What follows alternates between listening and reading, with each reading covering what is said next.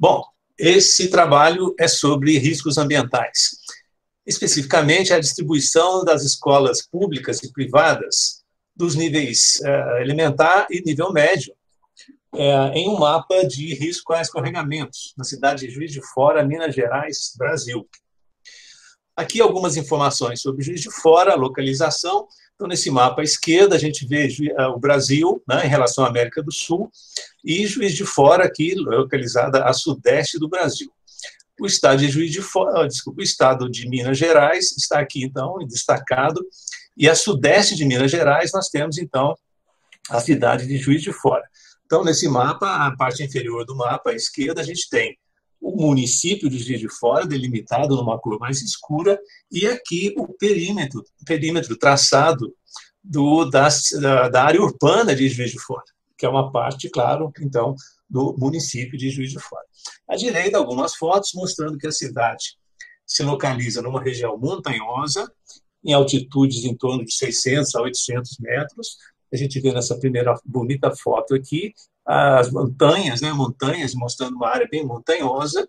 A foto do meio aqui também mostra uma parte de uma feição montanhosa bem no centro da cidade. E a foto inferior mostra aqui o rio que corta a cidade, o rio Paraibuna, serpenteando aqui e cortando a Avenida Rio Branco, que é essa avenida bem destacada aqui, que corta a cidade de norte a sul. Alguns aspectos físicos da cidade de Juiz de Fora, que são aspectos mais, no sentido de serem perigosos com relação aos movimentos de massa ou aos escorregamentos.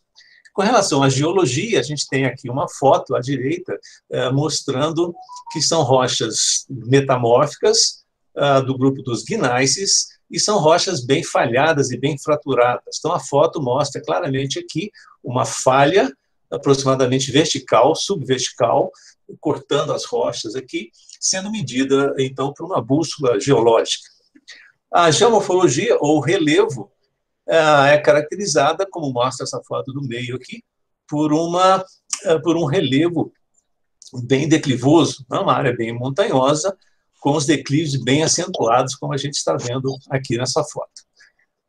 Com relação aos solos, a pedologia, temos vários tipos de solos, entre eles os oxissolos, cambissolos e incertissolos, na classificação americana, e aqui tem uma foto de um cambissol, um solo mais raso, mostrando algumas raízes, né, e aqui já o material de origem, material de intemperismo, indicando um solo, então, pouco espesso.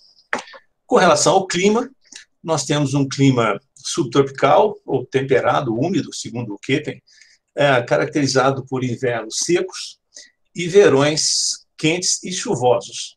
Então, todas essas são características físicas que imprimem uma vulnerabilidade física à cidade de Juiz de Fora. Bom, aqui nós temos um mapa já disponível, um mapa publicado em 2005, que mostra os níveis de risco a escorregamentos, ou níveis de risco a movimentos de massa na cidade. Então, esse mapa está estruturado em 5 níveis de risco, mostrados aqui na legenda, embaixo. Entre eles, um risco muito baixo, baixo, médio, alto e muito alto. Esses 3 níveis aqui, médio, alto e muito alto, são considerados altos níveis de risco, então são níveis preocupantes de risco. E se a gente observa aqui a área urbana, predominam claramente esses 3 níveis de maior risco, de risco mais elevado ao movimento de massa. Eu destaquei aqui o centro da cidade, ao longo da Avenida Rio Branco, que está aqui mostrada, onde a gente pode ver realmente a concentração dos maiores níveis de risco, inclusive os níveis alto e altíssimo, o alto na cor vermelha e o altíssimo aqui na cor roxa.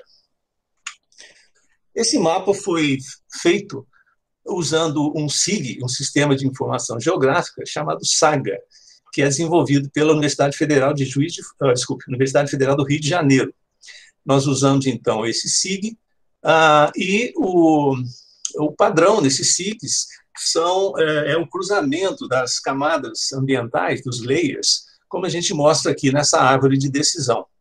Então, foram cruzados vários layers e, com isso, a gente tem um aumento, né, do número de mapas. Então, por exemplo, cruzando a litologia com as estruturas geológicas, como falhas e fraturas, a gente obtém aqui um terceiro mapa que eu chamei de fragilidade geotécnica. É claro que esse cruzamento envolve também o uso de notas e pesos para as características, visando realmente chegar-se a um mapa final de risco a escorregamentos. Então, aqui os cruzamentos vão sendo feitos. Aqui, esse terceiro mapa é cruzado com o mapa de solos, gera um mapa que eu chamei de fragilidade geológica, cruzado com o mapa de declividade, gerou um mapa de fragilidade física, cruzado com a vegetação, gerou um mapa de fragilidade biofísica.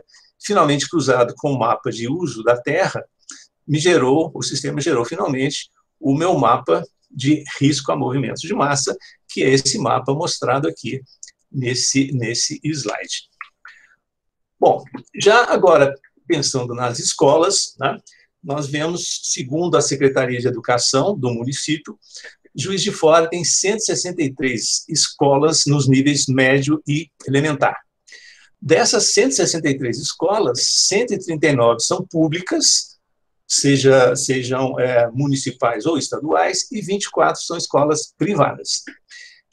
Então, o objetivo maior desse trabalho foi plotar essas escolas todas nesse mapa que foi mostrado, ou seja, as escolas vão ser georreferenciadas, plotadas nesse mapa, dentro dos níveis de risco que foram mostrados no mapa. A metodologia consistiu de 3 passos, especificamente 3 passos. O primeiro passo foi uma revisão bibliográfica e cartográfica. O segundo passo foi a plotagem das escolas no mapa, seguida de uma checagem em campo. E o terceiro passo foi a elaboração final do texto. Nesse segundo passo, tem um detalhamento dele aqui, como eu já disse, ele foi feito, né, com base numa base de dados das escolas fornecida pela Secretaria de Educação da Prefeitura da cidade. De posse dessa base de dados, né, foi feita uma captura dessas escolas da base de dados, né, essas escolas, então, capturadas, foram, então, plotadas usando programas, softwares específicos, e tudo isso foi georreferenciado.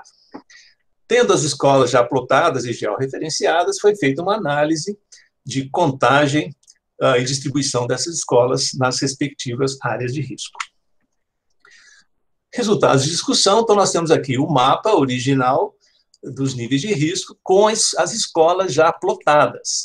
Então, aqui a visão global da área urbana como um todo. Então, nós temos aqui essas bolinhas, né, verdes e brancas, que são exatamente as escolas plotadas aqui no mapa. Em verde, as bolinhas verdes representam as escolas públicas, né, todas essas aqui.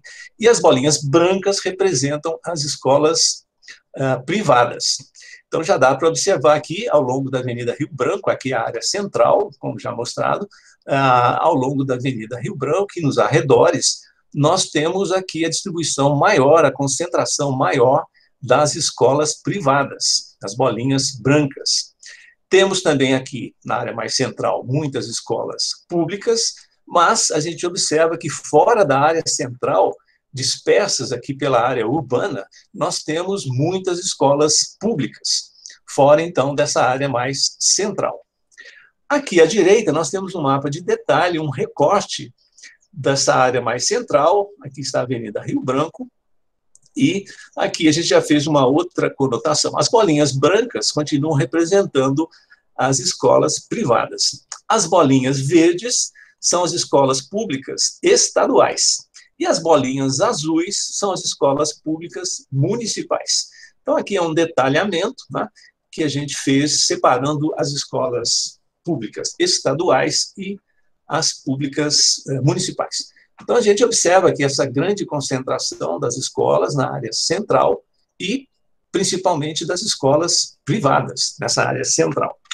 Então, foi feito esse quadro aqui, mostrando a distribuição das escolas nos níveis mais perigosos de risco a escorregamento, ou seja, o risco muito alto, ou as áreas de risco muito alto, as áreas com risco alto e as áreas com risco médio. São os 3 níveis preocupantes de risco que a gente tem nessa área urbana. E eu separei aqui as escolas da área central e as escolas fora da área central, para a gente ter uma ideia mais detalhada. Então, aqui na área central, nós temos 46 escolas. distribuídas nos 3 níveis de risco. Então, a gente observa que existe uma certa, digamos, equanimidade, uma igualdade na distribuição numérica das escolas. Então, na área de risco muito alto, nós temos 4 escolas, sendo 2 públicas e 2 privadas. Na área de alto risco, nós temos 24 escolas, sendo 13 públicas e 11 privadas. E na área de médio risco, ou nas áreas de médio risco, nós temos igualmente 9 escolas públicas e 9 escolas privadas. Então, aqui a gente já observa, né, 4 escolas, né, 2 públicas e 2 privadas, na área de risco extremamente preocupante. Tá? 24 escolas, sendo 13 públicas, em área de alto risco. E em médio risco, também um nível preocupante, 18 escolas. Já considerando a área fora da área central, nós temos a maior parte das escolas, 103 escolas, mas basicamente são escolas públicas. Então, dessas 113 escolas da área fora, né, da área central, nós temos somente 2 escolas privadas, como nós estamos vendo aqui, e concentradas em áreas de médio risco. Então, 111 escolas são escolas públicas que estão nessas áreas de maior risco, fora da área central. Então, aqui, considerando as áreas de risco muito alto, nós temos 3 escolas públicas, 0 escolas privadas. Áreas de alto risco, 27 escolas públicas, 0 escolas privadas. E em áreas de risco médio, 81 escolas públicas e somente 2 escolas privadas. Então, aqui, num total, né, considerando, então, as escolas situadas em áreas de risco muito alto, nós temos 7 escolas. 7 escolas. Nas áreas de alto risco, 51 escolas.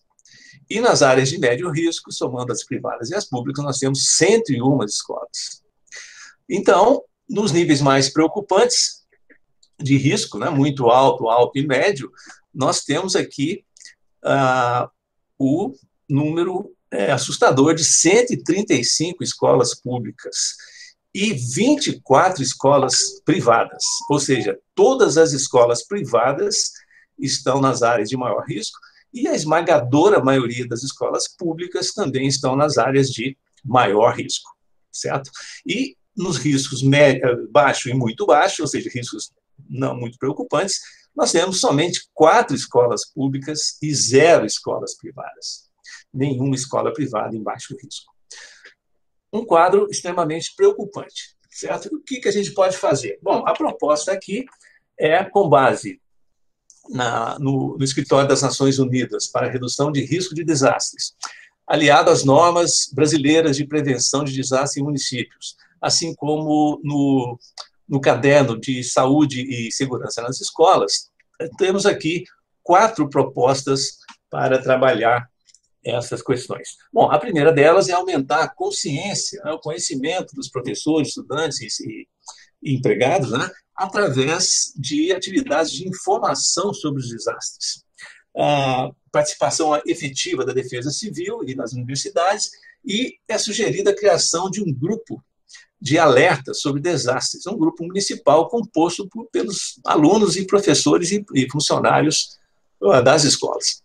Um segundo item de proposta é incluir as noções sobre risco e desastres nos currículos do ensino médio e ensino elementar. Isso é muito importante. Aliado ao treinamento periódico dos estudantes e funcionários e professores nas ações de evacuação e proteção física desse pessoal todo. O terceiro item proposto é envolver mais as autoridades públicas em responsabilidade, para forçá-los, né, a ser responsável pela segurança e qualidade de vida de todos os envolvidos no campo da educação. E, finalmente, aqui a ideia é propor também uma interação maior entre as universidades e institutos de pesquisa da cidade, com as escolas, com vistas a diminuir a vulnerabilidade dessas comunidades. Então, essas são as propostas dessa pesquisa. Então, aqui são referências selecionadas, algumas referências que foram usadas. Agradeço a todos, agradecemos a todos, e está aqui nos nossos contatos para maiores esclarecimentos. Muito obrigado.